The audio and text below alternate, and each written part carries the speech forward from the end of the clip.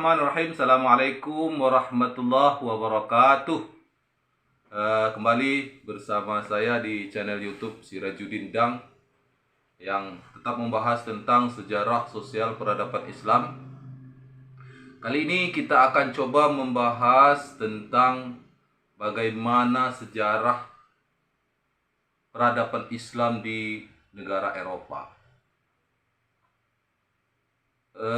Yang kita bahas saat ini bagaimana sejarah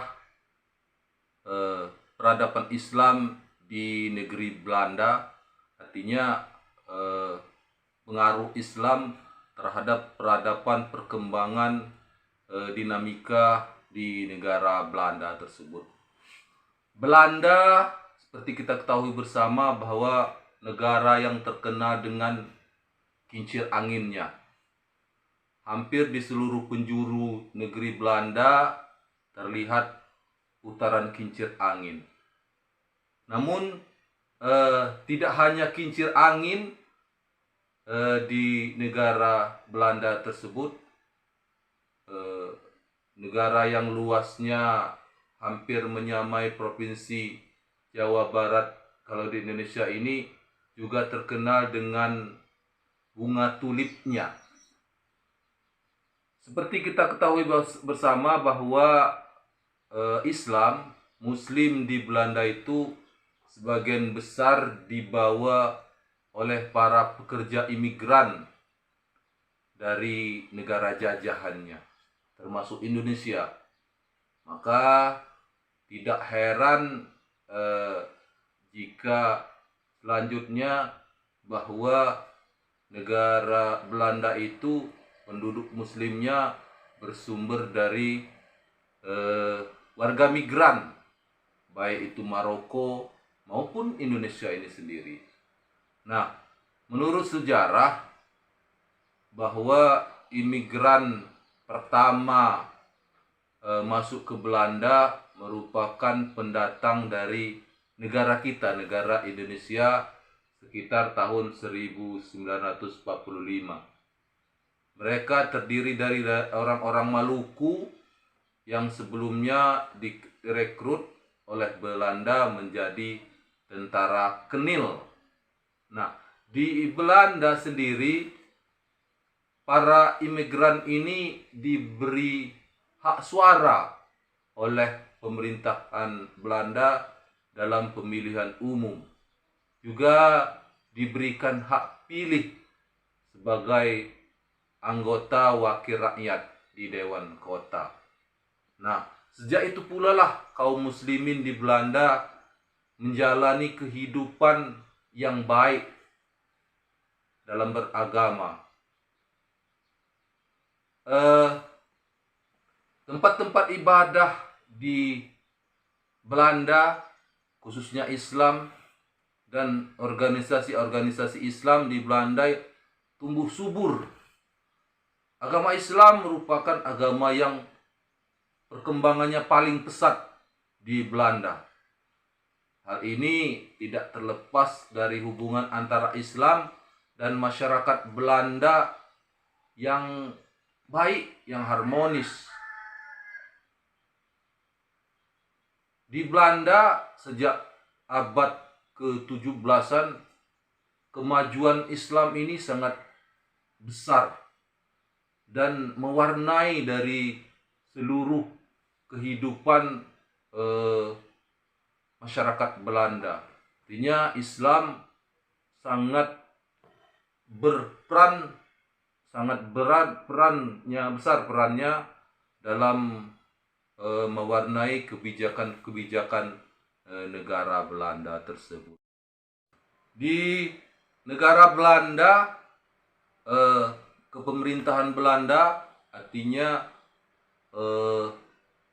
Belanda sangat menghormati kebebasan beragama dan warganya sangat toleransi. Muslim di Belanda sangat menghormati sekali penduduknya dalam memiliki hak-hak dasar dan kebebasan berbicara, agama, pendidikan, dan berorganisasi. Sebagaimana termaktub dalam konstitusi Belanda. Jadi dalam konstitusi Belanda itu Belanda sangat menghargai sekali hak-hak dasar dan kebebasan warganya untuk berbicara, untuk memilih agama sesuai dengan kepercayaannya masing-masing. Adapun perkembangan Islam di Belanda ditinjau dari beberapa hal. Yang pertama, pertumbuhan penduduknya. Islam di Belanda sangat mengalami peningkatan. Agama Islam menjadi fenomenal di negeri Belanda, menjadi sorotan publik. Nah, menurut CBS, Central Bureau for the Statistics, yang didirikan pada tahun 1899, semenjak tahun 2010 sudah sekitar 1 juta penduduk Belanda, atau sekitar 4% dari penduduk Belanda ini memeluk agama Islam. Ada beberapa organisasi Islam yang berkembang, yang mewarnai negara Belanda. Yang pertama, Turk Islamic Culture Federation atau TIFC, atau Federasi Kebudayaan Islam Turki. Organisasi ini menaungi sekitar 78 asosiasi dan organisasi di Belanda. Organisasi ini sebagai penghimpun menjalin hubungan dengan organisasi sejumlah imam-imam masjid yang ada di Belanda. Kemudian organisasi Muslim Maroko.